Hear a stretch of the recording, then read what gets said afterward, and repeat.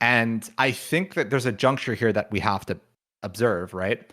So we are currently at a point where equities have been selling off for the better part of all of November at this point. And we are not below MOMO yet. The trend is still bullish. So I think the first point that is going to come is going to be, if we test MOMO, do we hold? And I think holding MOMO on the test for a bounce is probably something that at this point seems like it could happen, right? Like it's very possible we get to MOMO, we consolidate, we put in a bounce, and then after that we figure out where markets are going to go from there.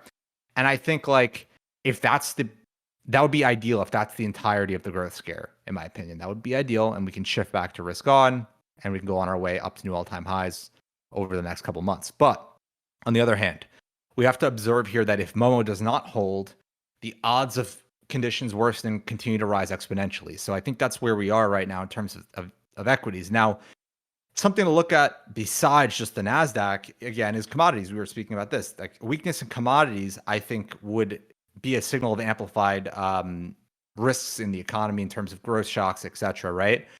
And commodities they're weekday today, but they're still above MOMO. So again, going to be hard, I think, to take this market down to the gutter without breaking commodities down. So today was the start of a crackdown, but I mean, we're still above MOMO.